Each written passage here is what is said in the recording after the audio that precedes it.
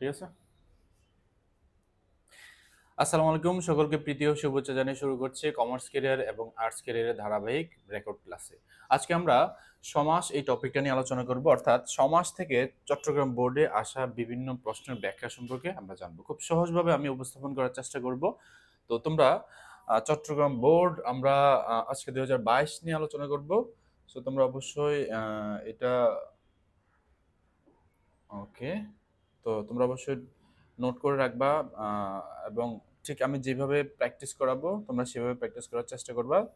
আশা করি যে তোমাদের এই টপিকগুলা প্র্যাকটিস করলে তোমাদের বোর্ড পরীক্ষায় শতভাগ কমন নিশ্চয়তা হবে। তো খেয়াল করে দেখো, আমাদের চট্টগ্রাম বোর্ড 2022-এর প্রশ্নে প্রথমটা হচ্ছে কি রক্ত নদী। এখন তোমাকে একটা বিষয় খেয়াল করতে হবে, আমাদের যে প্রশ্নটা আসবে ওই প্রশ্নটা দেখে তোমাকে বুঝতে হবে যে সমাসের নামটা কি এবং এর ব্যাসবাক্যটা কি হতে পারে। ঠিক আছে, এখন দেখো আমাদের এইখানে রক্ত নদী। এখন এই শব্দটা যদি আমরা খেয়াল করে দেখো, রক্ত এবং নদী। এখন তুমি যখন দেখবা যে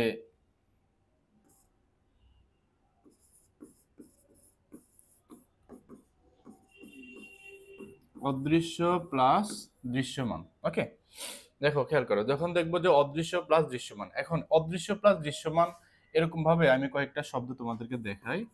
আমি এখানে লিখলাম যে প্রাণ পাখি। খেয়াল করে দেখো, আমি এখানে লিখলাম যে বিষাদ সিন্ধু। এরপরে খেয়াল করে দেখো, এখন আমি প্রথম শব্দ লিখলাম প্রাণ, দ্বিতীয় শব্দ লিখলাম পাখি। একইভাবে বিষাদ সিন্ধু, খেয়াল করে দেখো, বিষাদ প্রথম শব্দ আর সিন্ধু দ্বিতীয় শব্দ। এখন বিষাদ মানে হচ্ছে কি দুঃখ কষ্ট, বিষাদ মানে হচ্ছে দুঃখ কষ্ট, আর সিন্ধু মানে হচ্ছে কি সাগর। এখন তুমি একটা বিষয় খেয়াল করে দেখো যে দুঃখ কষ্ট এটা হচ্ছে অদৃশ্য, এটা হচ্ছে দেখা যায় না, আর সিন্ধু হচ্ছে সাগর যেটা হচ্ছে দৃশ্যমান। ওকে, একইভাবে প্রাণ পাখি, আমরা যদি খেয়াল করি এখানে প্রাণ হচ্ছে অদৃশ্য অর্থাৎ যেটা হচ্ছে দেখা যায় না, আর পাখি হচ্ছে দৃশ্যমান যেটা দেখা যায়। তাহলে আমরা এরকম ভাবে প্রায় 90% প্রশ্ন আমরা এইভাবে দেখব যে প্রথমটা হচ্ছে অদৃশ্য এবং দ্বিতীয়টা হচ্ছে দৃশ্যমান। তাহলে এরকম ভাবে আমরা যে কোনো শব্দ দেখব আমরা সেটাকে রূপক কর্মধারয় হিসেবে অ্যান্সার করব। খেয়াল করে দেখো, এখন তাহলে প্রাণ পাখি আমরা কি লিখবো, এটাকে রূপক কর্মধারয় সমাস। এখন এই সমাসের ব্যাস বাক্যে আমরা মাঝখানে কি লিখতে পারি, রূপ লিখব, মাঝখানে লিখব রূপ। তাহলে প্রাণ পাখি আমরা এটাকে কি লিখতে পারি, প্রাণ রূপ পাখি। তাহলে লিখবো প্রাণ রূপ পাখি। তাহলে বিষাদ সিন্ধু আমরা কিভাবে লিখবো, বিষাদ রূপ সিন্ধু। ওকে, তাহলে একইভাবে আমি তোমাদেরকে আরেকটা শব্দ দেখাই। দেখো এইসব বিষয়গুলো না প্র্যাকটিসের মধ্যে তোমাকে রাখতে হবে, মানে যার যত প্র্যাকটিস থাকবে তার তত ভালো হবে পরীক্ষাটা। তো আমরা যদি খেয়াল করি যে সমাসের মধ্যে আমাদের পরীক্ষাতে আসবে, আচ্ছা এরকম ভাবে মূল শব্দটাই কিন্তু আমাদের পরীক্ষাতে আসবে। ঠিক আছে, এইভাবে আমাদের মূল শব্দটা আমাদের পরীক্ষাতে আসবে। তো এখন এটা তো তোমার ছোট শব্দ, একটা শব্দের দুইটা রূপ থাকে, একটা তোমার পূর্ণাঙ্গ বা বড় শব্দ আর একটা হচ্ছে ছোট শব্দ। তো তুমি যখন দেখবা যে একটা শব্দের যখন পূর্ণাঙ্গ শব্দ বা বড় যে শব্দটা এটা হচ্ছে ব্যাসবাক্য, একটা সময় মানুষ কিন্তু অনেক বড় বড় শব্দ ব্যবহার করতো। ঠিক আছে, এখন এই বড় বড় শব্দটাকে যখন ক্রমান্বয়ে আস্তে আস্তে যখন ছোট করে ফেলা হয় তখন সেটা, ওই বড় যে শব্দটা সেটাকে বলা হয় ব্যাসবাক্য, এবং ছোট যে শব্দটা এটা হচ্ছে সমস্ত পদ। ঠিক আছে, তো খেয়াল করে দেখো, আগে ছিল দেখো সুখ রূপ অনল, এই শব্দটা হচ্ছে বড় শব্দ, এটা আগে ছিল এরকম। এখন এটাকে ছোট করে আস্তে আস্তে বলা হচ্ছে যে শোকানল, শোকানল। ঠিক আছে, তো দেখো একইভাবে রক্ত নদী। আচ্ছা আমি এটাকে রেজাল্ট দিয়ে দিচ্ছি। তাহলে একইভাবে তোমার আগের শব্দটা ছিল এরকম যে রক্ত রূপ নদী, তাহলে শোক রূপ অনল, একইভাবে কি হবে শোকানল। তাহলে রক্ত রূপ নদী আমরা কি লিখতে পারি যে রক্ত নদী, রক্ত রূপ নদী মানে কি রক্ত নদী। তাহলে মনে রাখবো যে যে ব্যাস বাক্যের মধ্যে রূপ থাকবে, রূপ এই যে রূপ মাঝখানে রূপ থাকবে, আমরা সেটাকে সমাসের নামটা কি দিতে পারি রূপক কর্মধারয় সমাস। তাহলে এটা হচ্ছে রূপক কর্মধারয় সমাস, ঠিক আছে। তো এই বিষয়গুলো না প্র্যাকটিসের মধ্যে রাখতে হবে, যার যত বেশি প্র্যাকটিস হবে আমাদের পরীক্ষাটা ঠিক ততটাই ভালো হবে। আমরা যদি খেয়াল করি যে দোটানা, আমরা ওই শব্দটা দেখে কিন্তু বুঝতে হবে, বা শব্দটা দেখে আমাকে যেভাবে আমি বলবো ঠিক সেভাবে আমাকে প্র্যাকটিসটা করতে হবে।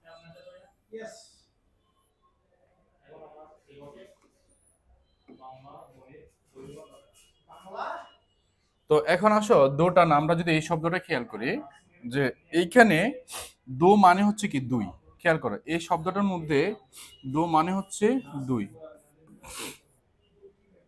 আচ্ছা, এখন এটা হচ্ছে কি একটা সংখ্যা, তাহলে প্রথমে আমরা কি পেলাম এই শব্দটার মধ্যে একটা সংখ্যা পেলাম। এরপর হচ্ছে কি টানা, যেটা হচ্ছে একটা নাউন। তাহলে আমরা একটা বিষয় খেয়াল রাখবো, যখন সংখ্যা প্লাস নাউন হবে তখন সংখ্যা প্লাস নাউন হলে দ্বিগু সমাস অথবা সংখ্যাবাচক বহুব্রীহি সমাস হয়। তাহলে খেয়াল করো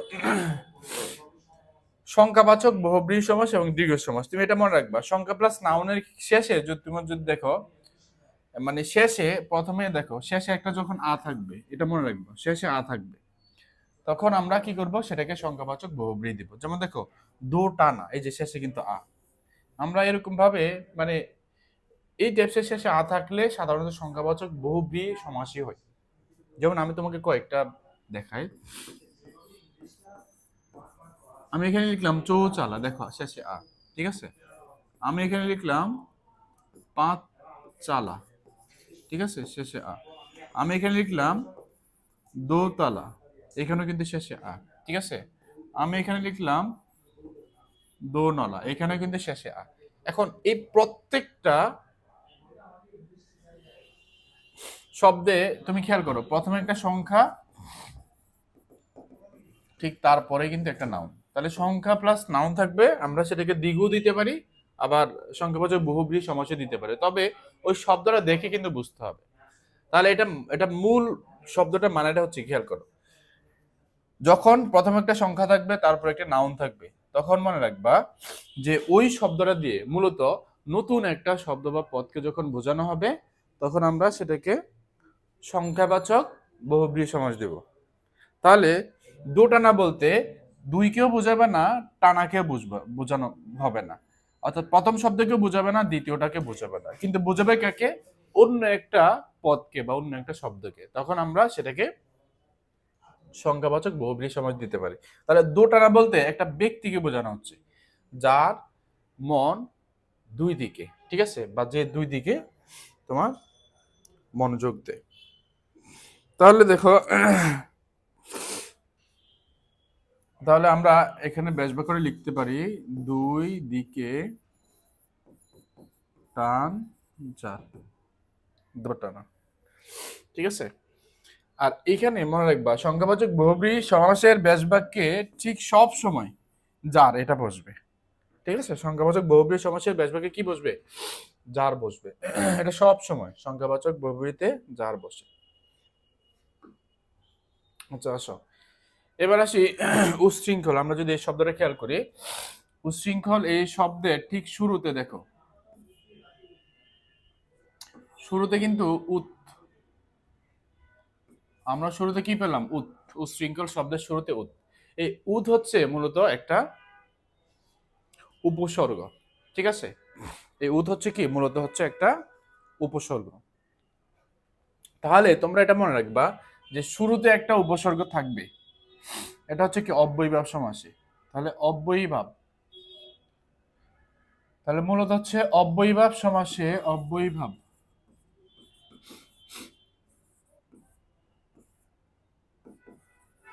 অব্যয়ীভাব সমাস কি থাকে, শুরুতে একটা উপসর্গ থাকে। আচ্ছা,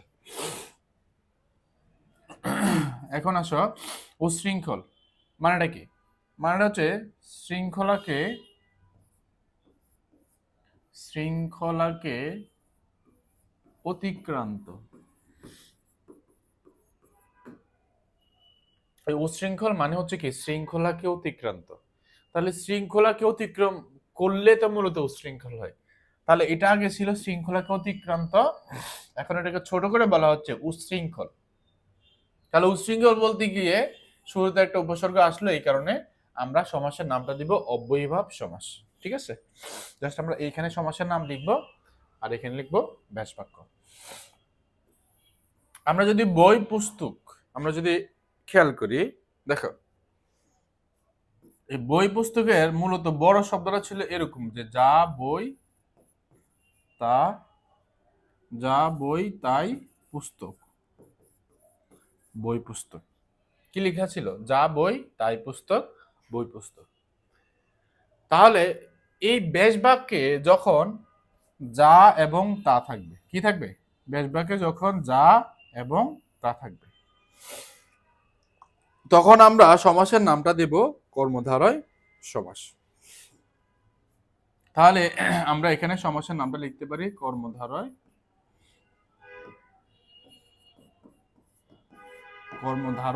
সমাস। আচ্ছা, আর কি কি থাকতে পারে? যে, সে, যা, তা, যিনি, তিনি, এগুলো থাকবে। ঠিক আছে, যে, সে, যা, তা, তারপরে যিনি, তিনি, আগে, পরে। এই মূলত ব্যাস বাক্যে এই শব্দগুলো থাকে, থাকলে দেখা যাচ্ছে এটা কি হবে? কর্মধারয় সমাস হবে। আচ্ছা, এখন আসি কুম্ভকার। কুম্ভকার মানেটা কি? মানে যারা মৃৎশিল্প বা মাটি দিয়ে বিভিন্ন ধরনের তোমার দ্রব্য বানানো হয়, ধরো প্লেট বানানো হয়, হ্যাঁ, কলসি বানানো হয়, মাটি দিয়ে তোমার যে সামগ্রীগুলা তৈরি করা হয় বা যারা তৈরি করে তাদেরকে বলা হয় কি কুম্ভকার। ঠিক আছে, কুম্ভকার। তাহলে এইখানে খেয়াল করে দেখো তো, কুম্ভ এটা হচ্ছে একটা নাউন। কি এটা? নাউন। এ কার মানে হচ্ছে কি তৈরি করা বা নির্মাণ করা, যেটা হচ্ছে একটা ভার্ব। তাহলে কুম্ভকার মানে প্রথমে একটা নাউন তারপর একটা ভার্ব। তাহলে যখন নাউন প্লাস ভার্ব হবে তখন আমরা সমাসের নামটা দিব উপপদ তৎপুরুষ সমাস। ঠিক আছে, যখন নাউন প্লাস ভার্ব হবে আমরা সমাসের নাম কি দিব? উপপদ তৎপুরুষ সমাস। তাহলে লিখলাম কুম্ভ করে যে, ঠিক আছে, অর্থাৎ মাটি দিয়ে যে নির্মাণ করে, তাহলে সেটা হচ্ছে কি কুম্ভকার। সমাসের নামটা লিখে দিব উপপদ তৎপুরুষ সমাস, যেখানে লিখবো উপপদ তৎপুরুষ সমাস। আমরা ঠিক পরের শব্দটা যদি দেখি, সে তার। এখন আসো, সে মানে হচ্ছে 3, যেটা একটা সংখ্যা। আচ্ছা, তার হচ্ছে কি একটা নাউন। এখন খেয়াল করে দেখো তো, সে তার আলহামদুলিল্লাহ আলহামদুলিল্লাহ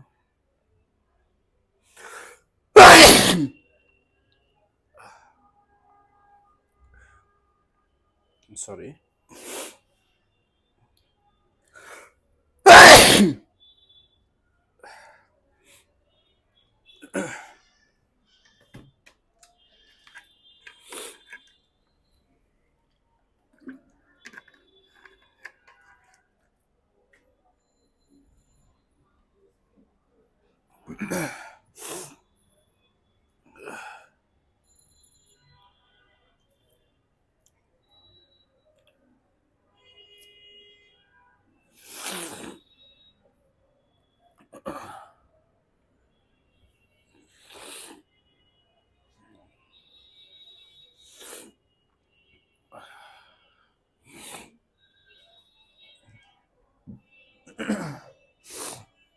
আচ্ছা, তো খেয়াল করে দেখো এই শব্দটার মধ্যে কি পেলাম, সে তার।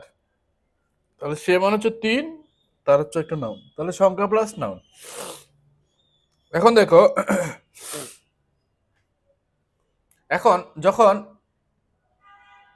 সংখ্যা প্লাস নাউন হবে তখন মনে রাখবা যে এটা দ্বিগু সমাস হতে পারে, আবার সংখ্যাবাচক বহুব্রী সমাস হতে পারে। সেটা বুঝবো কিভাবে, যখন ওই শব্দটা দিয়ে মূলত নতুন একটা শব্দ বা পদকে যখন বোঝানো হবে তখন বুঝতে হবে এটা সংখ্যাবাচক বহুব্রী। আর যখন ওই শব্দটা দিয়ে মূলত দ্বিতীয় শব্দটাকে প্রাধান্য দিবে তখন সেটা হবে দ্বিগু সমাস। এখন বিষয়টা একটু ক্লিয়ার করি, খেয়াল করো তো। আমি এখানে লিখলাম চৌরাস্তা। এখন চৌরাস্তা লিখতে গিয়ে প্রথমে লিখলাম একটা সংখ্যা, পরে লিখলাম একটা রাস্তা, নাউন। তাহলে প্রথম হচ্ছে একটা সংখ্যা, তারপর হচ্ছে একটা নাউন। তাহলে চৌরাস্তা বলতে চারকে বোঝানো হচ্ছে নাকি রাস্তাটাকে বোঝানো হচ্ছে? অবশ্যই রাস্তাকে বোঝানো হচ্ছে। চৌরাস্তা বলতে মূলত ওই রাস্তাটাকে প্রাধান্য দেওয়া হচ্ছে, চারকে প্রাধান্য দেওয়া হয় না। তাহলে এইখানে যে মূলত এই দ্বিতীয় শব্দ বা পরপদকে যে প্রাধান্য দিল, দ্যাটস ওয়াই সংখ্যা প্লাস নাউন হওয়ার কারণে এটা হবে একটা দ্বিগু সমাস। আমরা ঠিক যখন এই শব্দটা দেখবো যে সে তার, এখন সে মানে তিন, তার হচ্ছে নাউন। এখন সে তার বলতে তিনকেও বোঝানো হচ্ছে না, তারকে বোঝানো হচ্ছে না। সে তার বলতে মূলত একটা বাদ্যযন্ত্রকে বোঝানো হচ্ছে, তাই না? তাহলে অবশ্যই আমরা এটাকে কি দিতে হবে, সংখ্যাবাচক বহুব্রী। তাহলে তিন তার আছে যে বাজার, তিন তার আছে যার, সেটা। আচ্ছা, ঠিক তারপরের প্রশ্নটা যদি দেখি, যুগান্তর। আমরা যদি এই শব্দটা দেখি, শব্দের শেষে অন্তর, যুগান্তর, তাহলে আমরা জানি শেষে যখন অন্তর থাকবে তখন আমরা সেটাকে নিত্য সমাস দেব। ঠিক আছে, যখন শেষে কি থাকবে, অন্তর থাকবে, তখন সেটাকে আমরা নিত্য সমাস দিব। তাহলে এই অন্তর থাকলে অন্তরের পরিবর্তে আমাকে শুরুতে লিখতে হবে অন্য। তাহলে যুগান্তর আমরা কি লিখবো, অন্য যুগ। তাহলে দেখো, ধরো তোমার প্রশ্নটা এইভাবে আসলো যে দেশান্তর, তাহলে এখানে তো শব্দের শেষে অন্তর, তাহলে আমরা কি লিখবো, অন্য দেশ। ঠিক আছে, ধরো তোমার প্রশ্ন আসলো কালান্তর, তাহলে আমরা কি লিখবো, অন্য কাল। ওকে, এরপর আসো কানাকানি। দেখো এখানে পূর্ব পদে আ, আর কানাকানি শেষ হচ্ছে ই, তাহলে আ প্লাস ই। দেখা দেখি, কানাকানি, চুলাচুলি, হাতাহাতি, তাহলে কি এই শব্দগুলোতে আমরা দেখলাম যে পূর্ব পদে আ, পর পদে ই, তাহলে আ প্লাস ই। এরকম ভাবে যখন দেখবা, আমি আরেকটা লিখে দেই যে দেখা দেখি, দেখা দেখি। তো দেখো যখন পূর্ব পদে আ, পর পদে ই থাকবে তখন আমরা সমাসের নামটা দিব বেতিহার বহুব্রীহি। ঠিক আছে, এবার আসি বেশ করে লিখে নিয়ে কানাকানি, কানে কানে। আচ্ছা, আমি এটা একটু মুছে দেই। কানাকানি মানে কি, কানে কানে যে কথা, অথবা তুমি লিখতে পারো যে কানে মুখে যে কথা। লিখলাম কানে কানে যে কথা। তাহলে আমরা সেম এটাকেও আমরা সেম একই ভাবে করব। তাহলে আমরা কি জানলাম, পূর্ব পদে আ, পর পদে ই থাকলে সেটা হবে বেতিহার বহুব্রীহি।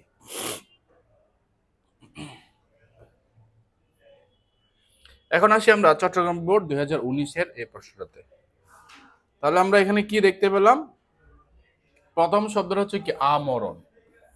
খেয়াল করো, আমরা এখানে প্রথমে আ হচ্ছে একটা উপসর্গ, তাহলে আমরা জানি যে শুরুতে একটা উপসর্গ থাকবে, সেটা হচ্ছে কোন সমাসে, অব্যয়ীভাব সমাসে। শুরুতে কি থাকবে, একটা উপসর্গ থাকবে, এটা হচ্ছে অব্যয়ীভাব সমাসে। এখন আমরণ মানে হচ্ছে কি মরণ পর্যন্ত, আমরণ মানেটা হচ্ছে কি মরণ পর্যন্ত। এই যে আয়ের অর্থটা তোমার পর্যন্ত অর্থ প্রদান করে। দ্যাটস ওয়াই আমরা এখানে লিখব যে মরণ পর্যন্ত। আর আমরা এখানে লিখে দিব সমাসের নাম কি, অব্যয়ভাব, অব্যয়ভাব সমাস। যেমন পর্যন্ত অর্থ দিয়ে আরেকটা লিখি যে আপাদ মস্তক, মানে কি আপাদ মস্তক। দেখো আপাদ, পাদ মানে হচ্ছে পা, মস্তক মানে হচ্ছে মাথা। তাহলে এটার অর্থ আমরা মানেটা কি লিখতে পারি যে পা থেকে মাথা পর্যন্ত, মানে হচ্ছে আপাদ মস্তক, অথবা পা হতে মাথা পর্যন্ত। তাহলে আমরা এটা লিখতে পারি যে পা হতে মাথা পর্যন্ত আপাদ মস্তক, মানে হচ্ছে কি পা থেকে মাথা পর্যন্ত। আচ্ছা, এরপরে শব্দটা দেখো নদী মাতৃক, মনে রাখবা শেষে যদি মাতৃক এই শব্দটা থাকে মাতৃক, তখন তুমি সেটাকে বহুব্রীহি সমাস দিবা, বহুব্রীহি। ঠিক আছে, কি লিখলাম, শেষে যদি মাতৃক থাকে তখন আমরা সেটাকে কি দিব, বহুব্রীহি সমাস দেব। তাহলে দেখো মাতৃক থাকলে তুমি লিখবা মা বা মাতা, তাহলে মাতৃক সমান মা অথবা মাতা। তাহলে আমরা লিখতে পারি যে নদী মাতা যার। খেয়াল করে এই শব্দটা মূলত ছিল যে নদী মাতা যার, তাহলে এইটাকে ছোট করে বলা হচ্ছে নদী মাতৃক। ঠিক আছে, নদী মাতা যার অর্থাৎ নদী মাতৃক। তাহলে আমরা এখানে লিখে দিব বহুব্রীহি। এই দেখো বহুব্রীহি সমাস কিন্তু এই যে যার কথাটা কিন্তু থাকবেই, তাহলে এটা আমাদেরকে মনে রাখতে হবে। আচ্ছা, এখন আসি 7 17। যদি আমরা এই শব্দটা খেয়াল করি, এখানে 7 হচ্ছে একটা সংখ্যা, 17 হচ্ছে একটা সংখ্যা। তাহলে এখানে সংখ্যা কয়টি, মূলত এখানে সংখ্যা হচ্ছে দুটি। যখন তুমি দেখবা এরকম ভাবে যখন দুটি সংখ্যা থাকবে, কি থাকবে, যখন দুটি সংখ্যা থাকবে আমরা তখন কি করব, দ্বন্দ্ব সমাস দিব। আর দ্বন্দ্ব সমাসের ব্যাস বাক্যের মাঝে কি বসে, ও বসে। তাহলে 7 ও 17, আমরা সমাসের নামটা এখানে লিখে দিব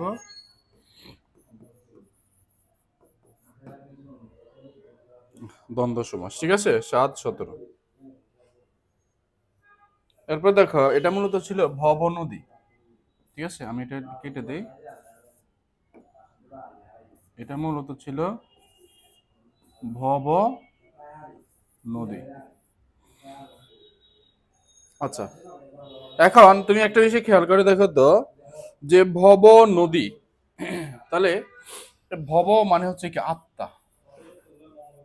এখন আত্মাকে দেখা যায়, আত্মাকে তো দেখা যায় না, কিন্তু নদী এটা দৃশ্যমান। তাহলে প্রথমটা অদৃশ্য, দ্বিতীয়টা দৃশ্যমান। তখন আমরা কি দিব, রূপক কর্মধারয়। আর রূপক কর্মধারয় মাঝখানে ব্যাসবাক্যে কি বসে, রূপ বসে। তাহলে আমরা লিখে দিব ভব রূপ নদী, ভব নদী, ভব রূপ নদী। তাহলে আমরা লিখব যে রূপক কর্মধারয় সমাস। ঠিক আছে। আচ্ছা, আমরা এবার রাজহংস, যখন আমরা এই শব্দটার দিকে দেখব, মনে রাখবা যে কোনো শব্দের শুরুতে রাজ থাকবে, যে কোনো শব্দের শুরুতে রাজ থাকলে আমরা সমাসের নামটা দিব ষষ্ঠী তৎপুরুষ সমাস, যে কোনো শব্দের শুরুতে। যেমন দেখো আমরা লিখলাম এখানে রাজনীতি, আমি এখানে লিখলাম রাজপুত্র। তাহলে এরকম ভাবে যে কোনো শব্দের শুরুতে রাজ থাকবে ষষ্ঠী তৎপুরুষ। তাহলে আমরা লিখি ষষ্ঠী তৎপুরুষে ষষ্ঠী বিভক্তি র অথবা এর ব্যবহৃত হয়। তাহলে ষষ্ঠী তৎপুরুষটা কি, র অথবা এর। তাহলে আমরা লিখতে পারি যে হংসের, এই যে এর লিখলাম, হংসের রাজা, আমরা এই পাশে লিখবো ষষ্ঠী তৎপুরুষ সমাস। ঠিক আছে। এরপরে দেখো রাজনীতি, তাহলে আমরা কি লিখতে পারি যে রাজার নীতি। রাজপুত্র কি লিখবো, রাজার পুত্র। তাহলে আমরা লিখতে পারি যে রাজার নীতি। ঠিক আছে, এইভাবে আমরা লিখে নেব। পরের শব্দটা যদি দেখি যে কাজল কালো।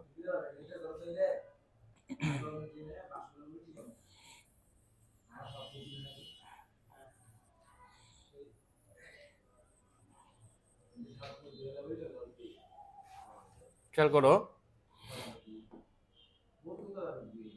তাহলে এখানে কাজল কালো আমরা যদি এই শব্দটার দিকে দেখি, দেখো কাজল কালো, কাজল হচ্ছে নাউন, কালো হচ্ছে অ্যাডজেক্টিভ। আবার তুমি দেখো কাজল কালো হয়, এটা কি সত্য, বাস্তবে সত্য, সমান উপমান কর্মধারয়, উপমান কর্মধারয়। যেমন দেখো আমি বললাম যে কেশ কালো, কেশ মানে কি চুল, চুল যে কালো হয় এটা সত্য, তাহলে বাস্তবে তোমার সত্য হবে, তাহলে সেটা কি হবে, উপমান কর্মধারয় সমাস। তাহলে দেখো কাজল কালো এটা কি বাস্তবে সত্য, বা আমি বললাম যে রক্ত লাল,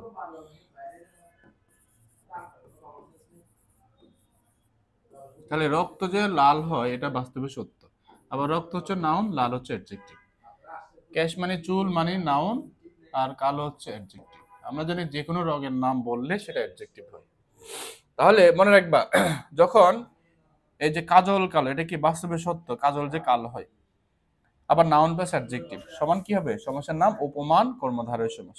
আমরা জাস্ট কি করবো, এই যে এখানে আমরা কি করব, মাঝখানে ব্যাস বাক্যে ন্যায় লিখে দেব। ঠিক আছে, তাহলে আমরা লিখতে পারি এভাবে যে কাজলের ন্যায় কালো। ঠিক আছে, তাহলে আমরা কি করব, জাস্ট মাঝখানে ব্যাস বাক্যের মাঝে আমরা কি লিখে দেব, ন্যায় লিখে দেব, কাজলের ন্যায় কালো।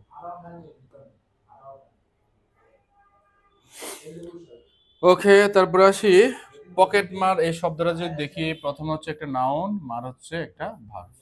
তাহলে নাউন প্লাস ভার্ব সমান উপপদ তৎপুরুষ সমাস। তাহলে এটার ব্যাস বাক্যটা ছিল এরকম যে পকেট মারে যে, আমরা সমাসের নামটা লিখে দিব উপপদ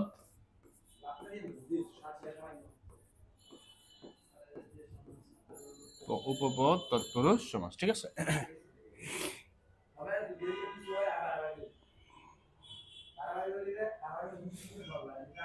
এরপর দেখো সপ্তর্ষি। তাহলে সপ্ত মানে 7 একটা সংখ্যা, আর ঋষি হচ্ছে নাউন, তাহলে সংখ্যা প্লাস নাউন। তাহলে সপ্ত ঋষি মানে সপ্তর্ষি, এটাকে বলা হয় সপ্ত ঋষি। তাহলে মূলত এখানে 7কে বোঝানো হচ্ছে না, এখানে মূলত এই ঋষিকে বোঝানো হচ্ছে। তাহলে মূলত দ্বিতীয় শব্দটিকে প্রাধান্য দেওয়া হচ্ছে। তাহলে সংখ্যা প্লাস নাউনে যখন দ্বিতীয় শব্দটিকে প্রাধান্য দেওয়া হবে বা পরপদে প্রাধান্য দেওয়া হবে, তখন আমরা কি করব, দ্বিগু সমাস দেব। তখন আমরা সমাসের নামটা দিব দ্বিগু সমাস। আর দ্বিগু সমাসে ব্যাস বাক্যের শেষে কি বসে, সমাহার বসে, সমাহার। এই যে লিখলাম, জাস্ট আমরা কি করবো, এই যে এখানে শেষে সমাহার লিখে দিব। তাহলে লিখলাম সপ্ত ঋষির, সরি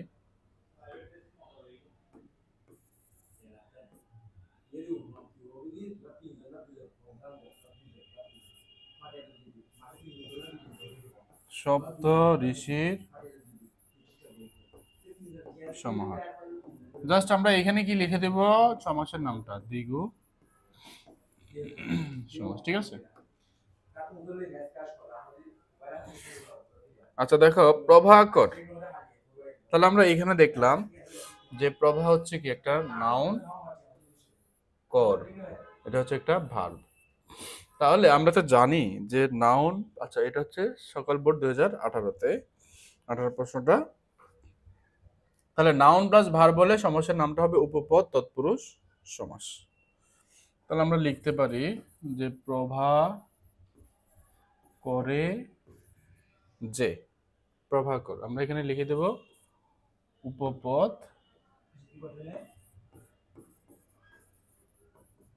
তৎপুরুষ সমাস। ঠিক আছে, প্রভাকর উপপদ তৎপুরুষ সমাস। এরপর আসো উপনদী। তাহলে খেয়াল করো, প্রভাকর মানে হচ্ছে মূলত প্রভাকর মানে হচ্ছে সূর্য, বা তোমার যা আলো দেয় সেটা হচ্ছে কি প্রভাকর। এরপরে খেয়াল করো উপনদী। আমরা যদি খেয়াল করি এই শব্দটা ঠিক শুরুতে একটা উপসর্গ, উপ হচ্ছে কি একটা উপসর্গ। তাহলে আমরা তো জানি শুরুতে উপসর্গ থাকবে অব্যয়ীভাব সমাসে। তাহলে তুমি খেয়াল করো যে শুরুতে উপসর্গ থাকবে কোন সমাসে? অব্যয়ীভাব সমাসে। এখন ধরো আমি এখানে লিখলাম উপ। এখন উপসর্গটা তোমার ক্ষুদ্র অর্থ প্রদান করে বা সাদৃশ অর্থ প্রদান করে। তাহলে আমরা লিখতে পারি যে উপনদী। তাহলে উপনদী কোনটা? সাধারণত নদীর যে শাখা প্রশাখাগুলো থাকে সেটা হচ্ছে উপনদী। তাহলে মূল নদী থেকে শাখা নদীটা হচ্ছে কি ক্ষুদ্র বা ছোট। বা আমি বললাম উপগ্রহ, তাহলে গ্রহর তুলনায় কিন্তু উপগ্রহ কিন্তু ছোট। তাহলে এটা আমাকে ওই শব্দটা দেখে বুঝতে হবে যে এটাকে ছোট নাকি সদৃশ। তাহলে এখানে উপনদী আমরা লিখতে পারি যে ক্ষুদ্র নদী। একইভাবে ধরো তোমার পরীক্ষাতে আসলো উপগ্রহ, তাহলে আমরা কি লিখবো? ক্ষুদ্র ক্ষুদ্র গ্রহ, উপগ্রহ। ওকে, ক্ষুদ্র গ্রহ। রাজপথ, আমরা এটা একটু আগে সলভ করলাম যে কোন শব্দের শুরুতে রাজ থাকবে ষষ্ঠী তৎপুরুষ সমাস। তাহলে আমরা কি লিখতে পারি যে পথের রাজা সমান রাজপথ। আমরা সমাসের নামটা লিখে দেব ষষ্ঠী তৎপুরুষ সমাস। যে কোনো শব্দের শুরুতে রাজ থাকবে আমরা সেটাকে ষষ্ঠী তৎপুরুষ সমাস হিসেবে দেব। ওকে, ষষ্ঠী তৎপুরুষ সমাস। আমরা যদি উদ্বেল এই শব্দটা শুরুতে দেখি, উত যেটা হচ্ছে একটা উপসর্গ, তাহলে শুরুতে উপসর্গ থাকবে অব্যয়ীভাব সমাস উদ্বেল। তাহলে উদ্বেল মানে কি? বেলাকে অতিক্রান্ত, এটা মানে হচ্ছে উদ্বেল। বেলাকে অতিক্রান্ত মানে বেলাকে যে যা অতিক্রম করে তাকে সেটাকে বলা হয় কি উদ্বেল। তাহলে শুরুতে উপসর্গ থাকার কারণে আমরা এখানে সমাসের নামটা লিখে দেব অব্যয়ীভাব সমাস। ঠিক আছে, এরপর আসো যে বীর কেশরী। এখন বীর কেশরীর মধ্যে তুমি দেখো বীর হচ্ছে একটা নাউন, কেশরী এটাও কিন্তু নাউন। তাহলে একটা আরেকটার সাথে তুলনা করলো বা কম্পেয়ার করলো। এখন যখন তুমি দেখবা একটা আরেকটার সাথে তুলনা করলো কিন্তু দুইটাই নাউন হলো, ঠিক আছে? কেশরী মানে কি? সিংহ। তাহলে একটা আরেকটার সাথে তুলনা করলো এবং দুইটাই নাউন হলো, আমরা সেই ক্ষেত্রে উপমিত কর্মধারয় সমাস দিব। কি দিব? উপমিত কর্মধারয়। এখন উপমিত কর্মধারয় সমাসের ব্যাস বাক্যটা যখন আমরা লিখতে যাব ঠিক শেষে এই যে এখানে আমরা কি লিখবো?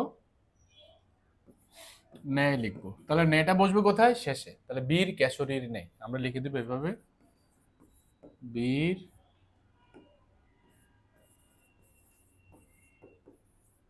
বীর কেশরীর ন্যায়। তাহলে আমরা এখানে লিখবো সমাসের নাম উপমিত কর্মধারয় সমাস। ঠিক আছে, এবার আসি ৮০-২০। আমরা যদি এই শব্দটা দেখি, ৮০-২০ বলতে একটা সাপকে বোঝানো হচ্ছে। মানে এটা কি? দেখো, এই ৮০ মানে হচ্ছে দাঁত। তাহলে এই ৮০-২০ বলতে ৮০ কেও বোঝানো হচ্ছে না, ২০ কেও বোঝানো হচ্ছে না, মূলত একটা সাপকে বোঝানো হচ্ছে। মানে যার দাঁতে বিষ সেটাকে হচ্ছে কি ৮০-২০। তাহলে আমরা তো জানি যে যখন একটা শব্দ দিয়ে প্রথম শব্দকে বোঝাবে না, দ্বিতীয়টাকে বোঝাবে না, নতুন একটা শব্দকে বোঝাবে, তখন আমরা সেটাকে কি দেব? বহুব্রীহি সমাস দিব।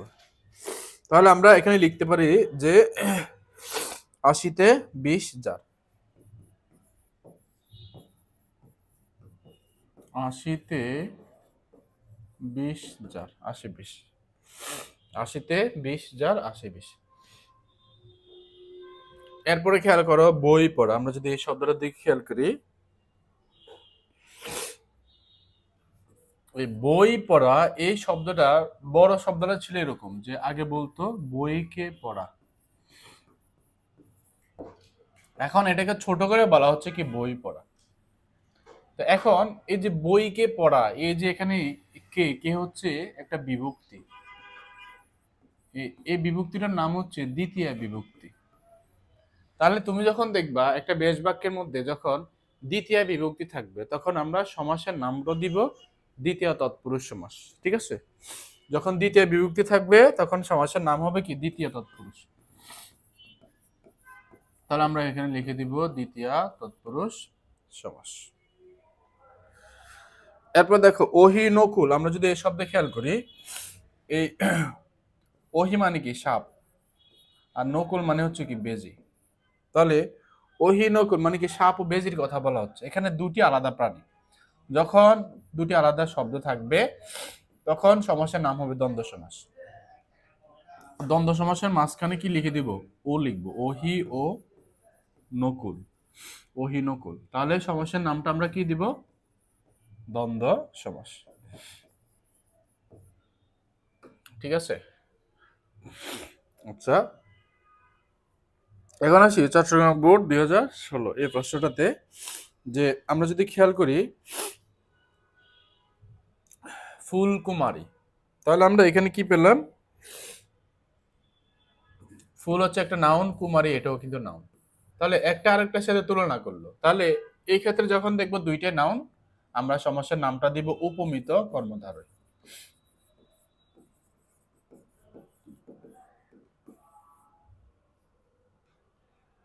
তাহলে এটা হচ্ছে কি একটা উপমিত কর্মধারয় সমাস। আমরা ব্যাস বাক্যে কি লিখবো, শেষে ন্যায় লিখে দিব। তাহলে আমরা লিখতে পারি এভাবে, ফুল কুমারীর ন্যায়, ন্যায়টা আমরা শেষে লিখে দিব। আর এই পাশে আমরা লিখবো সমাসের নামটা। তাহলে আমরা এখানে কি লিখে দিব, উপমিত কর্মধারয় সমাস। এই যে সেই সমাসের নামটা জাস্ট আমরা এখানে লিখে দেব।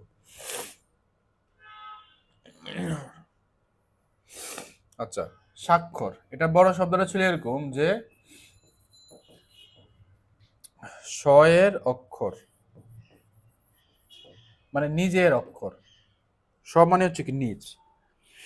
তাহলে এই নিজের অক্ষর, তাহলে তুমি এটাকে এভাবে লিখতে পারো, অথবা তুমি এটাকে এইভাবে লিখতে পারো, সমস্যা না, স এর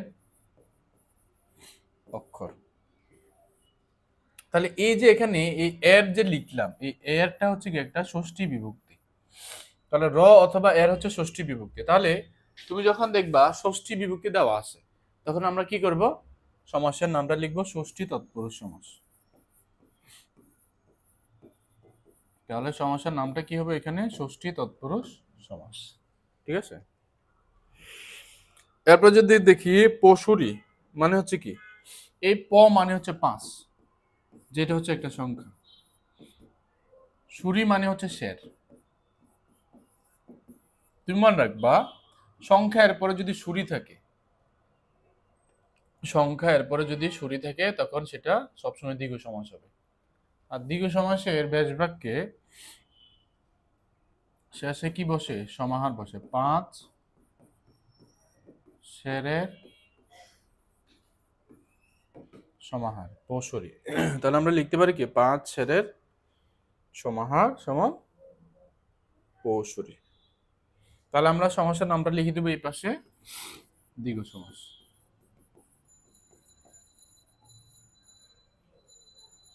এবার আসি ফৌজদারি আদালত। এখন এটা তো তোমার ছোট শব্দ, তাহলে এটার বড় শব্দটা ছিল, মানে যেটা ব্যাস বাক্যে একটা সময় মানুষ ব্যবহার করত, যে ফৌজদারি বিষয়ক আদালত। একটা সময় মানুষ বলতো কি, যে ফৌজদারি বিষয়ক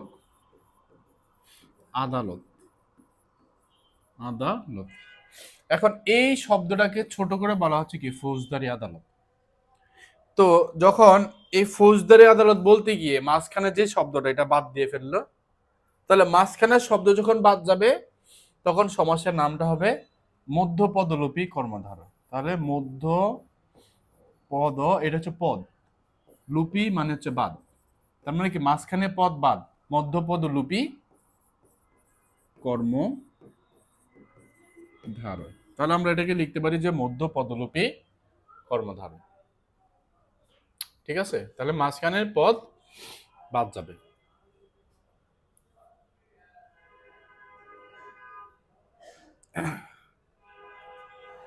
তো এরপরে আসো ঊর্ধ্বনাভ। এখন ঊর্ধ্ব নাভ মানে হচ্ছে নাভি, ঊর্ধ্ব মানে হচ্ছে কি জাল। তাহলে নাভিতে জাল, জাল। আমরা যদি খেয়াল করি যে ঊর্ধ্বনাভ একমাত্র মাকড়সা একটা প্রাণী আছে যে যার তোমার উন্নতি বা নাভিতে তোমার জাল থাকে বা সুতা থাকে। তোমরা যদি একটু খেয়াল করো তোমরা সেটা বুঝতে পারবে। তাহলে আমরা আগে শব্দটা ছিল কি উড়না নাভিতে জাল, মানে যার নাভিতে কি সুতা বা জাল।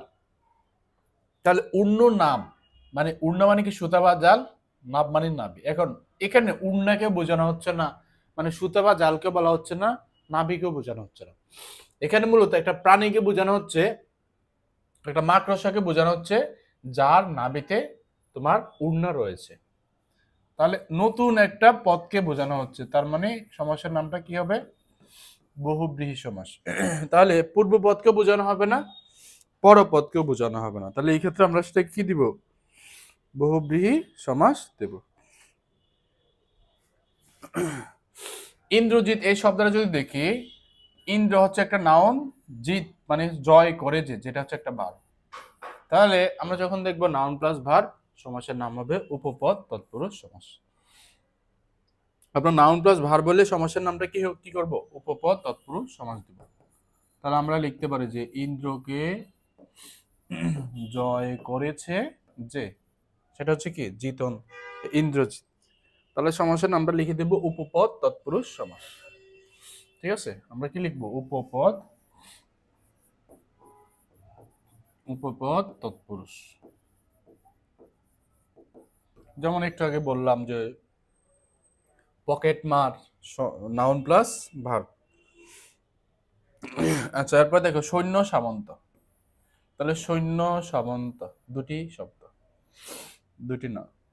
তো তুমি দেখো যখন এই শব্দটা যখন দেখো, যেমন দেখো যখন দুটি আলাদা শব্দ থাকবে তখন আমরা দ্বন্দ্ব সমাস দিব। এটা মূলত ছিল এরকম যে সৈন্য ও সামন্ত,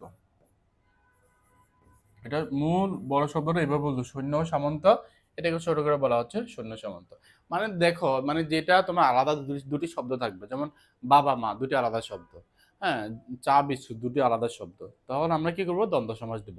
হাত পা দুটি আলাদা শব্দ, ঠিক আছে, সৈন্য সামন্ত দুটি আলাদা শব্দ, বই খাতা দুটি আলাদা শব্দ। তাহলে এইভাবে যতগুলো দুটি আলাদা শব্দ থাকবে আমরা সেটাকে দ্বন্দ্ব সমাস দেব। তাহলে আমরা এটাকে দিতে পারি দ্বন্দ্ব সমাস। আচ্ছা, এরপরে আমরা যদি চট্টগ্রাম বোর্ড 2015 আমরা যদি এটা দেখি যে প্রথম শব্দটা কি ছিল ভব নদী। ও ভব নদী, তাহলে ভব মানে হচ্ছে কি আত্মা।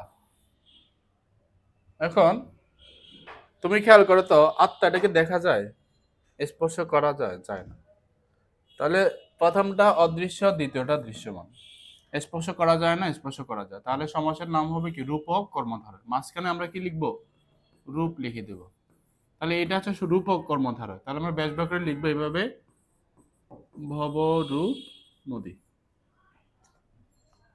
ঠিক আছে, ভব নদী। এরপর তুমি দেখো চিরকুমার শব্দের ঠিক শুরুতে প্রথম শব্দটা ছিল চির। মনে রাখবা প্রথম শব্দ যদি চির থাকে তখন সেটা সবসময় দ্বিতীয় তৎপুরুষ সমাস হবে। সমাসের নামটা আমরা কি লিখে দিব দ্বিতীয় তৎপুরুষ সমাস। তাহলে আমরা এই চির থাকলে আমরা কি করব মাঝখানে কাল ব্যাপী এটা লিখব। তাহলে লিখবো এভাবে চিরকাল বেপিয়া কুমার, চিরকাল বেপিয়া কুমার। যে কাল ব্যাপী এটা কি হবে মাঝখানে লিখবো, আর সমাসের নামটা আমরা দ্বিতীয় তৎপুরুষ সমাস লিখে দেব। ওকে, জনাকীর্ণ। এখন এটার বড় শব্দটা ছিল জন দ্বারা আকীর্ণ, মানে জন মানুষ দ্বারা কি মানে কোলাহলপূর্ণ, আকীর্ণ বা ভরে গেছে এই টাইপসের। তাহলে আমি যদি খেয়াল করি যে জন দ্বারা আকীর্ণ এটাকে বলা হচ্ছে জনাকীর্ণ, জন দ্বারা আকীর্ণ এটাকে বলা হচ্ছে কি জনাকীর্ণ। তো আমরা এই শব্দটার মধ্যে দেখলাম যে দ্বারা হচ্ছে একটা তৃতীয় বিভক্তি। তাহলে যখন তুমি দেখবা যে তৃতীয় বিভক্তি দেওয়া আছে তখন সমাসের নামটাও লিখবো তৃতীয় তৎপুরুষ সমাস। তাহলে আমরা এখানে লিখবো তৃতীয় তৎপুরুষ, সমাসের নামটা লিখে দেব তৃতীয় তৎপুরুষ। তাহলে তৃতীয় বিভক্তিগুলো কি কি, দ্বারা, আর কি কি থাকবে, দিয়া আর কর্তৃক। তাহলে এটা এগুলো হচ্ছে কি তৃতীয় বিভক্তি। উদ্বেল এটা কিন্তু রিপিট হচ্ছে, শুরুতে কি দেওয়া আছে উত, একটা হচ্ছে উপসর্গ। আমরা জানি শুরুতে উপসর্গ থাকলে অব্যয়ভাব সমাস। তাহলে আমরা লিখলাম যে বেলাকে অতিক্রান্ত, বেলাকে অতিক্রান্ত সমান উদ্বেল। তাহলে শুরুতে যদি উপসর্গ থাকে আমরা সমাসের নামটা লিখবো অব্যয়ভাব সমাস। তাহলে জাস্ট আমরা এখানে অব্যয়ভাব সমাস লিখে দেব। আমরা যদি এই শব্দটা দেখি যুগান্তর, শব্দের শেষে অন্তর, তাহলে অন্তর থাকলে নিত্য সমাস, সমাসের নাম আমরা কি লিখবো নিত্য সমাস। তাহলে অন্তর থাকলে অন্য হয় শুরুতে, তাহলে লিখলাম অন্য, এই যে অন্তরের পরিবর্তে অন্য লিখবো, বাকি শব্দটা লিখে দিব অন্য যোগ। আমরা এখানে লিখতে পারি নিত্য সমাস, ঠিক আছে। এবার আসি এই শব্দে শুরুতে রাজ, আমরা জানি শুরুতে রাজ থাকলে সমাসের নাম দিব ষষ্ঠী তৎপুরুষ সমাস। তাহলে আমরা লিখে নিই রাজার নীতি, কারণ ষষ্ঠী তৎপুরুষে ষষ্ঠী বিভক্তি লিখতে হবে, তাহলে লিখলাম ষষ্ঠী তৎপুরুষ সমাস। ওকে, এরপর আসি কুসুম কোমল। এখন কুসুম কোমল যদি আমরা এই শব্দটার দিকে দেখি, যে প্রথম হচ্ছে একটা নাউন, তারপরে হচ্ছে একটা অ্যাডজেক্টিভ। তাহলে যখন নাউন প্লাস অ্যাডজেক্টিভ হবে তখন আমরা কি করব, সমাসের নামটা দিব উপমান কর্মধারয় সমাস। আর এই ক্ষেত্রে ব্যাস বাক্যের ঠিক মাঝখানে আমরা ন্যায় লিখে দিব। তাহলে আমরা লিখতে পারি এরকম ভাবে যে কুসুম, কুসুমের ন্যায় কোমল, কুসুমের ন্যায় কোমল, এইভাবে আমরা লিখতে পারি।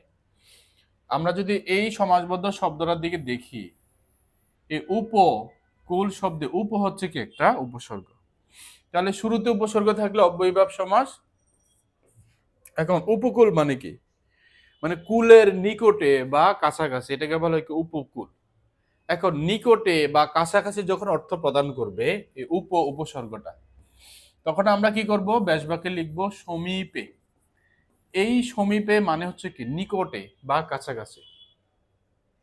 তাহলে আমরা লিখতে পারি যে কুলের সমীপে, কুলের সমীপে মানে হচ্ছে কি উপকূল।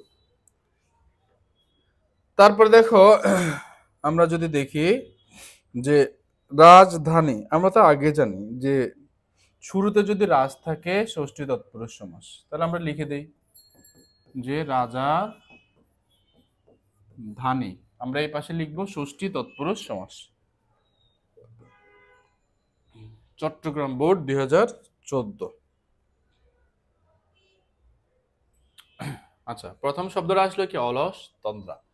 এটার মূল শব্দ, মূল শব্দের মানুষ বড় শব্দটা এইভাবে বলতো যে অলস, অলস যে তন্দ্রা, ঠিক আছে, অলস যে তন্দ্রা, অলস তন্দ্রা। তুমি মনে রাখবা যে যখন মাঝখানের পদ বাদ যাবে তখন হবে মধ্যপদলোপী কর্মধারয়। তাহলে অলস যে তন্দ্রা এটাকে ছোট করে বলা হচ্ছে কি অলস তন্দ্রা। তাহলে মাঝখানটা বাদ গেল। আমরা কি করব, সমাসের নাম দিব মধ্য পদ লুপি কর্মধারয়, মধ্য পদলুপি কর্মধারয়। ঈগল পাখি, এটা তো সমাসবদ্ধ শব্দ। এটা আগে বলতে এইভাবে যে ঈগল নামের পাখি। এখন এটাকে এইভাবে বলতো তো, এখন এই মাঝখানের পদটা কি বাদ দিয়ে বলা হচ্ছে কি ঈগল পাখি। তাহলে মাঝখানের পদ বাদ যাবে, মধ্য পদলুপি কর্মধারয়। সমাসের নাম কি দিব, মধ্য পদলুপি কর্মধারয় সমাস। তাহলে মাঝখানে পদ বাদ যাবে, মধ্য পদলুপি কর্মধারয়। উদ্বেল, এটা কিন্তু আবার রিপিট হচ্ছে।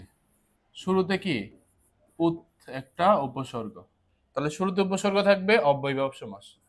আমরা ব্যাস বাক্যটি লিখতে পারি এভাবে যে বেলাকে অতিক্রান্ত সমান কি উদ্বেল। আমরা সমাসের নামটা লিখে দেব অব্যয়ভাব সমাস।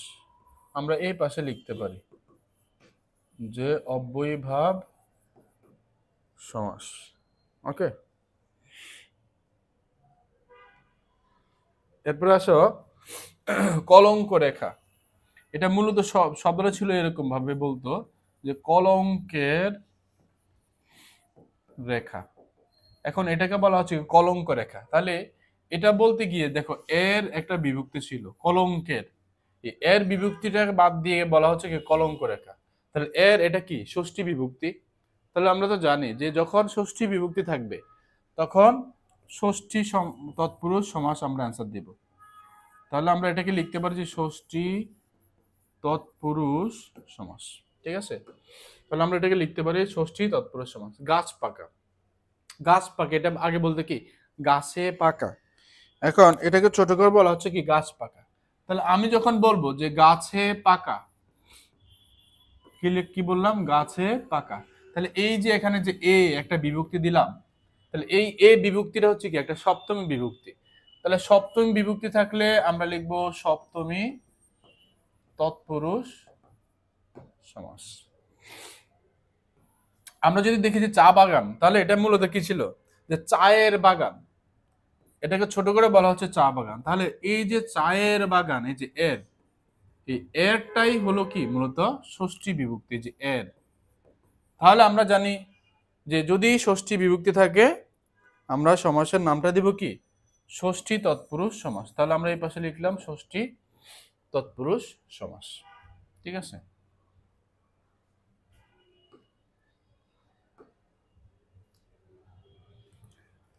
এরপর দেখো জয় মুকুট মানে কি হচ্ছে কি জয় সূচক মুকুট।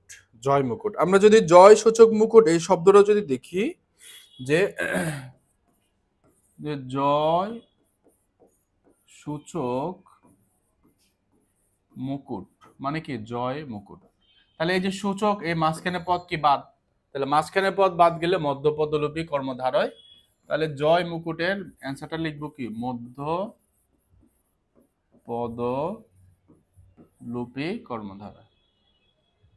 জনাকীর্ণ একটু আগে বললাম জন দ্বারা আকীর্ণ, তাই না, জন দ্বারা আকীর্ণ, জন দ্বারা আকীর্ণ। তাহলে এই যে দ্বারা তৃতীয় বিভক্তি, আমরা সমাসের নামটাও লিখে দেব তৃতীয়া বিভক্তি, তাই না। এরপর দেখো মিঠে করাতে আমরা যদি দেখি যে এটা মূলত ছিল এরকম ভাবে যা মিঠে তা তাই করা।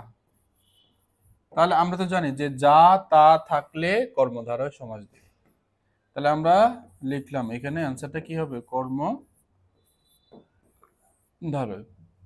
তাহলে যা তা থাকলে আমরা অ্যান্সারটা দিব কর্মধারয় সমাস।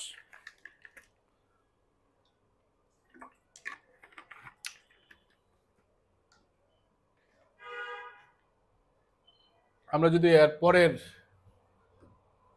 প্রশ্নটা দেখি, আচ্ছা এখানে আর প্রশ্ন নাই। তো এই ছিল আজকে আমাদের সমাসের রেকর্ড ক্লাসের বিষয়। তো তোমরা এইভাবে তোমরা প্র্যাকটিস করতে থাকো, ইনশাল্লাহ তোমাদের যত বেশি প্র্যাকটিস হবে তোমাদের পরীক্ষাটা ঠিক ততটাই ভালো হবে। তো তোমাদের জন্য শুভকামনা রইল, বেশি করে পড়বে। যদি কোনো প্রবলেম হয় অবশ্যই আমাদের এখানে পেজে নক করবে, কমেন্ট করবে, অবশ্যই আমরা তোমাদের সাথেই আছি এবং সাথেই থাকবো। ধন্যবাদ সকলকে। আসসালামু আলাইকুম।